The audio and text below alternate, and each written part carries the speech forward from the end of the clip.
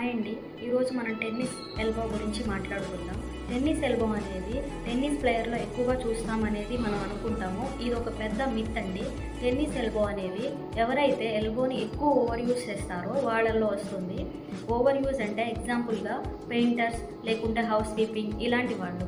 Painters ఏంటంటే వాళ్ళ ఎల్బోని ఎక్కువ ఓవర్ యూజ్ చేయడం వల్ల ఇక్కడున్న ఎక్స్టెన్సర్ మజిల్ అనేది టెండాన్ ఇవన్నీ కూడా ఇన్ఫ్లమేషన్ అనేది ఫామ్ అయ్యి పెయిన్ అనేది క్రియేట్ చేస్తూ ఉంటాయి.